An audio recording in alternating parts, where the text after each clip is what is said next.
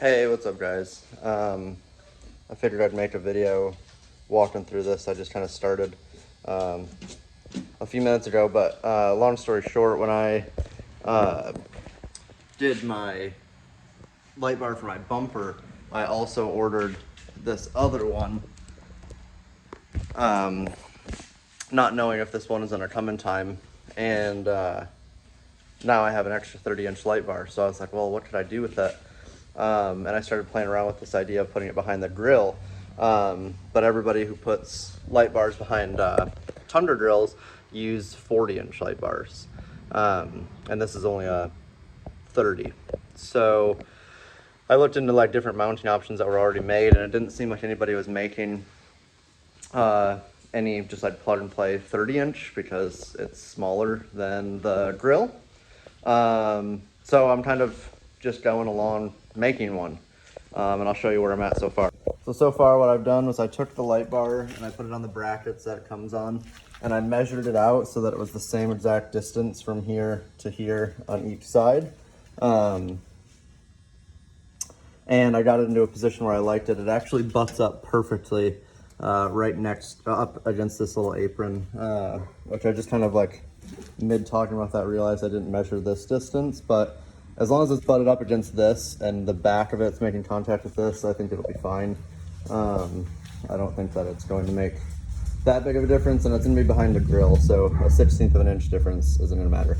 My only concern, and the reason I'm not welding it, I had initially thought about welding the bracket to it just because I have a welder and it sounded fun, but I'm not, because I don't know if it's gonna work with this sensor. I just kind of had it sitting in place, turned the truck on, and everything seemed to work fine. But I know that people will usually drive a few miles before it kicks in and starts to have an issue.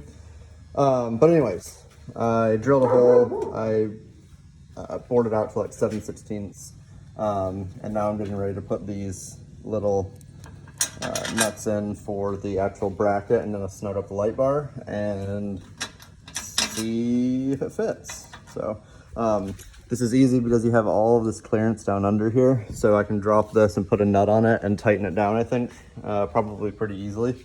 So yeah, this is a 30-inch light bar install on a Tundra.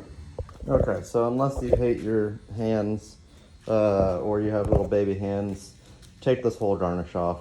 6 10-mil bolts, super easy, and then you can fuck with it without, you know, distracting yourself, or yeah.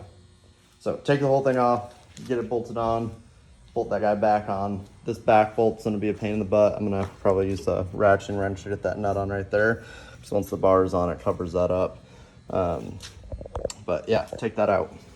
So I ended up getting it all drilled in, notching this a little bit for the sensor, and now it's bolted on. So we'll see if that works with the sensor, because I'm pretty skeptical. So we'll see. All right, so we started about 12 hours ago. We took a lunch break and went and got some steak, and then finished up about an hour or so ago. I drove it around a little bit. I drove it to the grocery store, and I haven't had any issues with the Toyota Safety Sense, so I think that is going to clear with the bracket, and I don't think it's going to cause any issues. And man, it looks really nice all buttoned up with the grill back on. I'll take you inside and flip this around and show you. We haven't finalized the mounting yet. I'm going to kind of test it for the next week or so and see where I want to mount the aux beam switch, but I've got all the wires ran into the cab and everything's functional, so I'll flip it around and show you guys where we're at so far. Alrighty, so 30-inch bar, 30-inch bar, 30-inch strip, and then ditches. Go inside the truck.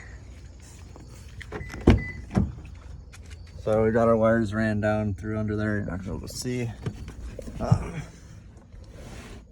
I drilled a hole right there because this is where I think I want the switch to go, just sitting right there. The switch is pretty cool if you haven't seen it. So it's got, you know, everything where it needs to go.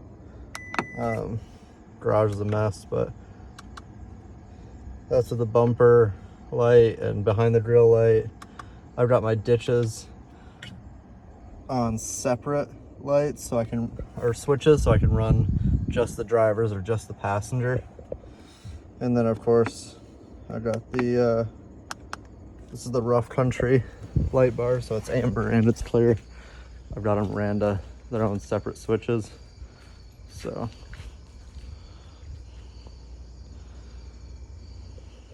it's hard to capture all of it. Try to turn it down a little bit. So yeah, that light works really well, looks really good, throws a ton of light. And honestly, I think it's just as bright as the Diode Dynamics.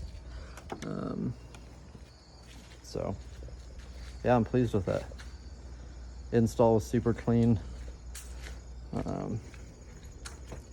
So yeah, there we are. I like the switch too because you can, if I hit the right button, you can hit off, turns off everything. Then you can hit it back on again and it resumes powered at what you were just at before. So kind of a cool little switch.